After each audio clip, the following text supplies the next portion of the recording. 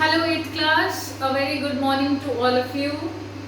A day full of energy leads to better results than a day full of laziness. Okay, आलस छोड़ दो अब, get back to your energy. Monday test हो चुका है, कुछ बच्चों ने बहुत अच्छा परफॉर्म किया है, कुछ का रिजल्ट सेटिस्फैक्ट्री नहीं है. तो आप लोग अपने रिजल्ट के लिए अगली बार और मेहनत करेंगे. आपको मुझसे जो भी एफर्ट्स चाहिए, जो हेल्प चाहिए, उसके लिए आप मुझे कांटेक्ट कर सकते हैं. ठीक है. So let's get back to your online classes for SST. In the last class, what we have done, we have discussed that how Bengal was the part of main trade and how the trade was leading to battles. लड़ाई होने लगी थी अब किसके बीच? British East India Company and Bengal nawabs. Okay, the Mughal emperors. मैंने आपको last class में बता दिया था कि अलीवर्दी खान के बाद कौन राजा बने थे? सिराजुद्दौला. ठीक है, मैंने बताया था ना आपको, मुर्शिद कुली खान, उसके बाद अलीवर्दी खान, उसके बाद सिराजुद्दौला. अब आज का जो टॉपिक है हमारा, battle of Plassey. Battle means लड़ाई, युद्ध जो हुआ, battle of Plassey. This is a very important topic in Indian history. लेकिन आप लोगों को ये बहुत कंफ्यूजिंग लगेगा अगर आप इसे स्टोरी की तरह नहीं समझेंगे. What is history? Basically history है वो स्टोरी जो पास्ट में हुई, उनको हिस्टोरियंस ने आपके लिए लिखा. तो इसे स्टोरी की तरह समझना है, बिल्कुल लोड प्रेशर लेके नहीं, आराम से. जिस पॉइंट पे आपको समझ नहीं आए वहीं पे नोट डाउन कर लेना. Okay, we are starting the topic. Alivardi Khan died in 1756. इससे पहले बैकग्राउंड समझ लो. बैकग्राउंड ये हो रहा है कि ब्रिटिश ईस्ट इंडिया कंपनी क्या चाहती थी? उनको ज्यादा परमिशन मिले बिजनेस करने की, ज्यादा परमिशन मिले फोर्टिफिकेशन करने की, महल बनाने की, उनको ज्यादा रेवेन्यूज मिले, ज्यादा टैक्स फ्री कर दिया जाए. ये किसकी डिमांड्स थी? ब्रिटिश ईस्ट इंडिया कंपनी की. और मुगल एम्परर्स की क्या डिमांड थी? कि उन्हें ज्यादा से ज्यादा पैसे दे ब्रिटिश ईस्ट इंडिया कंपनी, अपनी फोर्टिफिकेशंस को लिमिटेड रखे, एडमिनिस्ट्रेशन में बिल्कुल दखल ना दे. ये दो डिफरेंट डिमांड्स थी. तो कॉन्फ्लिक्ट किसके बीच में हो रहा था? ब्रिटिश ईस्ट इंडिया कंपनी और मुगल्स. चलो, ये कॉन्फ्लिक्ट चल रहा है. ठीक है, अब कहानी पे आ जाओ. Alivardi Khan, a strong Mughal emperor. मैंने आपको तीनों ही एम्परर्स बताए थे, सिराजुद्दौला, मुर्शिद कुली खान और अलीवर्दी. तीनों स्ट्रॉन्ग मुगल रूलर्स थे. अलीवर्दी खान की डेथ हो गई 1756 में. यहाँ से एक क्वेश्चन एमसीक्यू का बन सकता है. When did Alivardi Khan died? Alivardi Khan कब मरे? 1756 में. अलीवर्दी खान के मरने के बाद सिराजुद्दौला जो थे वो क्या बन गए? नवाब ऑफ बंगाल. क्या बन गए? नवाब ऑफ बंगाल. अलीवर्दी खान पहले नवाब ऑफ बंगाल थे. After his death in 1756 Sirajuddaula became the Nawab of Bengal. अब सिराजुद्दौला जब नवाब ऑफ बंगाल बन गए तो ब्रिटिश ईस्ट इंडिया कंपनी को क्या लग रहा था कि अब ये इनका साथ देंगे. वो कैसा रूलर चाहते थे, कैसा नवाब चाहते थे? जो कि पपेट हो, कठपुतली हो, कि जैसे ब्रिटिश ईस्ट इंडिया कंपनी चलाना चाहती है वैसे वो चलते रहे और उनके ट्रेड के हक में काम करते रहे. ऐसा ही तो चाहते थे ना. लेकिन सिराजुद्दौला क्या कह रहे थे? ऐसा कुछ नहीं है, आप पॉलिटिकल अफेयर्स में दखल देना बंद करो. क्योंकि ब्रिटिश ईस्ट इंडिया कंपनी क्या कर रही थी? जो सिराजुद्दौला के दुश्मन थे ना, उनको हेल्प कर रही थी कि आप नवाब बन जाओ और आप ब्रिटिश ईस्ट इंडिया कंपनी का ध्यान रखना, आप हमें प्रॉफिट दोगे, आप हमें कंसेशंस दोगे, आप हमें प्रिविलेजेस दोगे. ठीक है. तो British East India Company Sirajuddaula के जो राइवल थे, एक दुश्मन थे, जो उनके कॉम्पिटिटर थे, उनकी मदद कर रही थी. सिराजुद्दौला ने क्या बोला? आप पॉलिटिकल अफेयर्स में इंटरफेयर करना बंद कीजिए. You will not interfere in the political affairs of the country. आप यहाँ पे व्यापार करने आए हो, चुपचाप व्यापार करो. देश में कौन रूल कर रहा है कौन नहीं, इस पे आपका मतलब, आपका इससे मतलब नहीं होना चाहिए. ठीक है. आप अपनी फोर्टिफिकेशंस बंद करो। जहां तक आपने किला बना लिया है या आपने offices, storehouses, warehouses बना लिए हैं, बस इतने बहुत है, नाउ स्टॉप इट। टैक्स दो, अपने रेवेन्यू जो आपके ड्यू रेवेन्यूज हैं उन्हें पे करो अब, ठीक है। A strong ruler, Sirajuddaula was a strong ruler, और उन्होंने जब देखा कि ब्रिटिश ईस्ट इंडिया कंपनी उनके दुश्मन को मदद कर रही है, तो सिराजुद्दौला ने क्लियरली अपने पॉइंट्स लेट डाउन कर दिए कि नाउ नो मोर फोर्टिफिकेशन, आप रेवेन्यूज पे कीजिए and stop interfering in the political affairs. राजनीतिक चीजों में आप दखल मत दीजिए, आप अपना व्यापार करिए, ठीक है।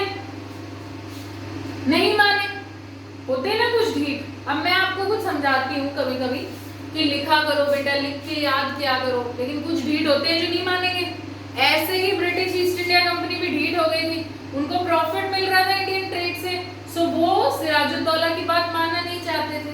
वो ऐसा रूलर, ऐसा किंग चाहते थे जो ब्रिटिश ईस्ट इंडिया कंपनी की हेल्प करे, उसका ट्रेड बढ़ाने में, ट्रेड एक्सपैंड करने में, उसको कंसेशंस दे, ठीक है।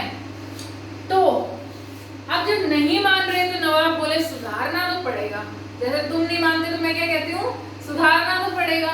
तो ऐसे ही सिराजुद्दौला जो थे नवाब ऑफ बंगाल, वो अपने 30,000 सैनिकों के साथ कहाँ चले गए, कासिम बाजार। कासिम बाजार क्यों गए, फैक्ट्री थी वहां पे ब्रिटिश ईस्ट इंडिया कंपनी की, ठीक है। सिराजुद्दौला अपने 30,000 सैनिकों के साथ कहाँ चले गए, कासिम बाजार। याद रखना, कासिम बाजार में फैक्ट्री थी ब्रिटिश ईस्ट इंडिया कंपनी की, और वहां पे जाके उन्होंने क्या किया, जितने भी ऑफिसर्स थे वहां पे फैक्ट्री में, उन सब से उनके हथियार ले लिए गए, उनको ब्लॉक कर दिया गया एक रूम में, कईयों की जान चली गई। जितने ब्रिटिश ईस्ट इंडिया कंपनी के शिप्स थे उनका रास्ता ब्लॉक कर दिया गया। बोले अब तुम नहीं मान रहे हो तो तुम्हारा इलाज करना पड़ेगा। डिसबैंडेड द पीपल्स, मतलब वहां पे लोगों को तोड़ दिया गया, ग्रुप्स में डिवाइड करके उन्हें बंद कर दिया, ब्लॉक कर दिए उनके शिप्स, उनको आर्म्स फ्री कर दिया, उनके हथियार उनसे ले लिए गए। जब ये बात रॉबर्ट क्लाइव को पता चली, Robert Clive was a British person, ये मद्रास में रहते थे। मैंने आपको बताया था ना 3 मेन इंपॉर्टेंट सेंटर्स थे ब्रिटिश ईस्ट इंडिया कंपनी के, मद्रास, कैलकाटा एंड बॉम्बे। तो रॉबर्ट क्लाइव कहाँ के हेड थे, मद्रास के। जब उन्हें ये पता चला कि कैलकाटा में ये हो रहा है, अब सिराजुद्दौला तो खुश हो गए, कासिम बाजार की फैक्ट्री पे कब्जा करने के बाद उन्होंने बोला, अब उन्होंने फोर्ट बनाया था ना जो वहां पे, और चलो उनको बताते हैं।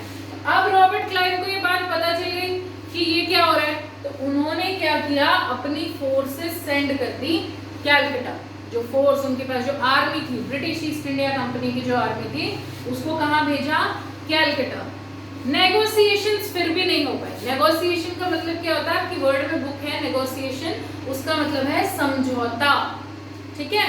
फिर भी दोनों ने समझौता करना चाहा। सिराजुद्दौला जो चाहते थे वो चाहते थे कि मेरी बात मान ले, ब्रिटिश ईस्ट इंडिया कंपनी चाहती थी कि हमारी बात मान ले। तो नेगोशिएशंस करने की ट्राई की, लेकिन नेगोशिएशंस फेल हो गई। तो बैटल ऑफ प्लासे हुई 1757 में। तो ये सबसे इंपॉर्टेंट क्वेश्चन है कि आपसे यही पूछ लिया जाएगा कि बैटल ऑफ प्लासे हुई कब थी, 1757 में। रॉबर्ट क्लाइव जो ब्रिटिश के हेड थे वो अपनी सेना लेके आए, सिराजुद्दौला अपनी सेना लेके आए, दोनों ने क्या कर दिया, युद्ध कर दिया। अब आप लोग सोचो कौन जीता होगा, आपके ऊपर छोड़ देते हैं ये काम। According to you who won, British East India Company जीत गई। भारत में होते हुए देख लो कैसे जीत गया। Why British East India Company won and Siraj-ud-Daulah got defeated?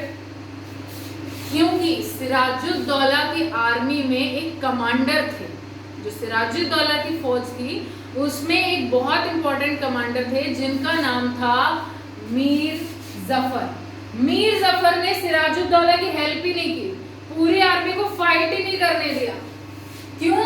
क्योंकि ब्रिटिश ईस्ट इंडिया कंपनी ने मीर जफर को पहले ही समझा दिया था, पहले ही नेगोशिएशन कर ली थी कि आप हमें जीत जाने दो युद्ध, हम सिराजुद्दौला के बाद आपको नवाब ऑफ बंगाल बना देंगे। ठीक है, तो ये तो लालच मिल गया। तो मीर जफर ने क्या किया, he was very important commander of the army of Sirajuddaula, but उन्होंने ये फाइट पूरी तरह लड़ी ही नहीं। Mir Jafar did not fight for Sirajuddaula, और इस वजह से बैटल ऑफ प्लासे में कौन जीता, British East India company, that was led by Robert Clive. Robert Clive की फौज जीती बैटल ऑफ प्लासे में, सिराजुद्दौला की हार हो गई। क्यों हार हो गई, क्योंकि मीर जफर ने कॉन्ट्रैक्ट कर लिया था ब्रिटिश ईस्ट इंडिया कंपनी के साथ। ब्रिटिश ईस्ट इंडिया कंपनी ने मीर जफर को लालच दे दिया था कि जैसे ही हम लोग ये युद्ध जीतेंगे आपको बना दिया जाएगा नवाब ऑफ बंगाल। ठीक है, अब ये जीत गए, किसको बनाएंगे अब नवाब ऑफ बंगाल, कॉन्ट्रैक्ट के मुताबिक मीर जफर को। सिराजुद्दौला को मार दिया गया, असैसिनेटेड एक वर्ड आया है आपकी बुक में, स्पेलिंग इज दिस, असैसिनेटेड। ठीक है, तो असैसिनेटेड वर्ड का क्या मतलब है, मार दिया जाना। किसी महत्वपूर्ण व्यक्ति की जब हत्या कर दी जाती है, some important person is killed, it is known as assassination. तो सिराजुद्दौला को मार दिया गया, उनके जगह किसको किंग बनाया गया, मीर जफर को। ठीक है, मीर जफर को किंग बना दिया। यहां तक भी ब्रिटिश ईस्ट इंडिया कंपनी ये सोच रही है कि हमें क्या मतलब है राजनीतिक चीजों से, हमें देश थोड़ी ना चलाना है, हमें तो अपना ट्रेड एक्सपैंड करना है। We want to expand our trade. We are not interested in the political affairs of the country. We are not at all interested in India's political affairs. अब वो क्या चाह रहे थे कि हमें इनसे कोई मतलब नहीं है, हमें तो हमारा फायदा मिलता रहना चाहिए। तो इसीलिए तो उन्होंने मीर जफर को अपनी कठपुतली को किंग बनाया था। लेकिन क्या होता है, जब भी कोई राजा बन जाता है उसको अपनी प्रजा के सामने अपनी इज्जत तो रखनी पड़ती है ना। डिग्निटी वर्ड यूज हुआ है, उसका मतलब क्या है, रिस्पेक्ट। अपनी इज्जत रखने के लिए ये राजा थोड़े बहुत तो ब्रिटिश ईस्ट इंडिया कंपनी के अगेंस्ट जाएंगे, अदरवाइज प्रजा क्या कहने लग जाएगी, अरे क्या नवाब है, हम यहाँ बैठे हैं, अपनी प्रजा की सोच नहीं रहा है, ब्रिटिश ईस्ट इंडिया कंपनी को फेवर किया जा रहा है। तो जो ब्रिटिश ईस्ट इंडिया कंपनी ये चाहती थी कि हमें ब्लाइंडली फेवर करे नवाब, वो नवाब अपनी रिस्पेक्ट और डिग्निटी बचाने के लिए सिटीजन्स के सामने पूरी तरीके से फेवर नहीं कर रहे थे ब्रिटिश ईस्ट इंडिया कंपनी को। फिर ब्रिटिश ईस्ट इंडिया कंपनी को दुख गई है बात, बोले ऐसे कैसे, जब नहीं फेवर कर रहे हो, क्योंकि 5 लाख रुपए, ठीक है, 5 लाख रुपए नवाब देते थे किसको, ब्रिटिश ईस्ट इंडिया कंपनी को। पर ब्रिटिश ईस्ट इंडिया कंपनी को ये कम पड़ रहे थे, क्यों, उन्हें अपनी आर्मी का खर्चा भी उठाना पड़ रहा था, वो लड़ाइयाँ लड़ने लग गए थे यहाँ पे, पहले तो सिर्फ ट्रेड करने आए थे, उन्हें फोर्ट्स भी बनाने थे, फैक्ट्रीज भी सेटअप करनी थी, ट्रेड भी करना था, तो उसके लिए कम पड़ रहे थे। लेकिन मीर जफर ने अपनी इज्जत बचाने के लिए, डिग्निटी रखनी है उनको सिटीजन्स के सामने, इससे ज्यादा हेल्प वो नहीं कर सकते थे, तो मीर जफर को हटा दिया गया, बोले ठीक है आप हमारे काम के नहीं हो ना, हट जाओ। मीर कासिम को नवाब बना दिया गया, क्योंकि मीर जफर को नवाब किसने बनाया था, ब्रिटिश ईस्ट इंडिया कंपनी ने, तो जब बना सकती है हटा भी सकती है, तो ब्रिटिश ईस्ट इंडिया कंपनी ने किसको डिस्पोज कर दिया, मीर जफर। अब आप नवाब नहीं रहेंगे, मीर कासिम को नवाब बना दिया गया। मीर कासिम भी उनके काम के नहीं रहे, वो भी टोटल जो चाहती थी ब्रिटिश ईस्ट इंडिया कंपनी वो नहीं कर पाए, उन्होंने उनकी बात नहीं सुनी, नेगोशिएशन नहीं हो पाई, तो वहां पे भी लड़ाई हो गई। उस लड़ाई का नाम था बैटल ऑफ बक्सर। ये फाइट हुई थी 1764 में। तो दोनों डेट्स बहुत अच्छे से याद रखना। बैटल ऑफ प्लासे कब हुई है, 1757 में। बैटल ऑफ बक्सर कब हुई है, 1764 में। बैटल ऑफ प्लासे किस किस के बीच में हुई है, Robert Clive and its army, Sirajuddaula and its army. Battle of Buxar किस किस के बीच में हुई है, British East India Company and Mir Kasim. ठीक है, मीर जफर के बाद मीर कासिम को बनाया, लड़ाई कर ली, बैटल ऑफ बक्सर 1764 में। ठीक है, फिर यहाँ पे लड़ाई हो गई तो फिर वापस से मीर जफर को बना दिया गया। किसी से बन ही नहीं रही है तो मीर जफर को वापस बना दिया। मीर जफर मारे गए, डाइड इन 1765। 1765 में मीर जफर की मौत हो गई। उसके बाद जो मुगल एम्परर थे उन्होंने ब्रिटिश ईस्ट इंडिया कंपनी को दीवानी राइट्स दे दिए। ये बहुत इंपॉर्टेंट है कि ब्रिटिश ईस्ट इंडिया कंपनी को दीवानी राइट्स कब मिले? 1765। What do you mean by Deewani rights?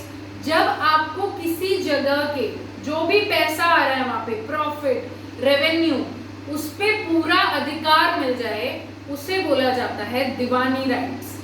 ठीक है, अगर मान लो हमारी क्लास में हम किसी फेस्टिवल के लिए या किसी सेलिब्रेशन के लिए कुछ पैसे इकट्ठे कर रहे हैं और अगर मैं कह दूं कि निधि को या विधि को इनको पूरा चार्ज है अब ये कंट्रोल रखने का, तो दीवानी राइट्स किसको मिल गए? निधि विधि को।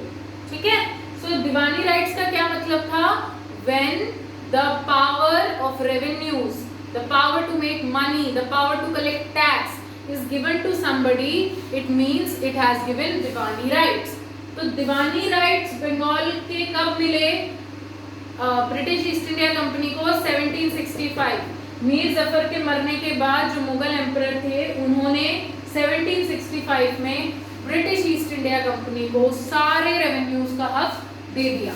बंगाल के रेवेन्यूज का। कहाँ के रेवेन्यूज का? Bengal. British East India Company अब बहुत खुश है, यही तो चाहती थी। अब जब उसके पास इतना पैसा होगा तो वो अपनी आर्मी भी मेंटेन कर सकती है, फोर्टिफिकेशंस भी इंक्रीज कर सकती है, वेरियस फैक्ट्रीज और स्टोर हाउसेस बना सकती है। ठीक है, और पहले क्या हो रहा था कि जो cotton, silk, Indigo British East India company India से खरीद रही थी, उसके लिए पैसे कैसे देती थी? वो गोल्ड और सिल्वर लाते थे वो ब्रिटेन से, क्योंकि वहां पे ऐसा कोई और प्रोडक्शन था नहीं जिसको देखे वो यहाँ का सामान खरीद सकते। तो गोल्ड और सिल्वर में ट्रेड होता था, वो वहां से सोना लेके आते थे और उसके बदले यहाँ से cotton, silk, Indigo, spices trade करते थे। अब क्योंकि उन्हें इतना ज्यादा रेवेन्यू बंगाल से ही मिल रहा है, तो दीवानी राइट्स जब से उन्हें मिले उसके बाद से ब्रिटेन से गोल्ड एंड सिल्वर इंपोर्ट होना बंद हो गया। यहीं का पैसा लोगों से यहीं से रेवेन्यू लेते थे और यहीं का सामान खरीद के ट्रेड करते थे। सो प्रॉफिट जो था ब्रिटिश ईस्ट इंडिया कंपनी का, दैट वाज ट्रेमेंडसली इंक्रीजिंग, बहुत तेजी से अब बढ़ रहा था। कैसे?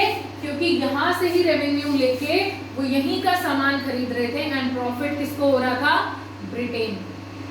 आई होप आपको बैटल ऑफ प्लासी समझ में आया है। दोबारा से देख लो, अली वर्दी खान मरे 1756 में, सिराजुद्दौला नवाब बन गए। सिराजुद्दौला ने ब्रिटिश ईस्ट इंडिया को समझाने की कोशिश की, नहीं मानी। ब्रिटिश ईस्ट इंडिया कंपनी अपना प्रॉफिट देख रही थी। दोनों सिराजुद्दौला आर्मी के साथ कासिम बाजार जाके उनकी फैक्ट्री को सीज कर दिया। रॉबर्ट क्लाइव जो ब्रिटिश ईस्ट इंडिया कंपनी के हेड थे, उन्होंने सोचा अब हमारे बीच फाइट होगी, नेगोशिएशंस तो हो नहीं रही हैं, तो 1757 में हुई बैटल ऑफ प्लासी। मीर जफर की वजह से बैटल ऑफ प्लासी हारे, क्योंकि ब्रिटिश ईस्ट इंडिया कंपनी ने मीर जफर को राजा बनाने की बात कर दी थी। मीर जफर नवाब बन गए, उनके और ब्रिटिश ईस्ट इंडिया कंपनी की भी नहीं बनी, तो मीर कासिम नवाब बन गए। मीर कासिम के साथ भी नेगोशिएशंस नहीं हो पाई, तो बैटल ऑफ बक्सर फाउट हुई इन 1764। उसके बाद मीर जफर दोबारा से नवाब बना दिए गए। When he died in 1765, Mughal emperor gave the diwani rights to British East India Company of Bengal. ठीक है, उनको दीवानी राइट्स दे दिए गए। उसके बाद सारे रेवेन्यूज पे किसका हक हो गया था? British East India company. Battle of Plassey समझ में आ गई? स्टिल अगर आपको कोई डाउट है, अभी मिलते हैं डाउट क्लास में, वहां डिस्कस करते हैं। Have a good day.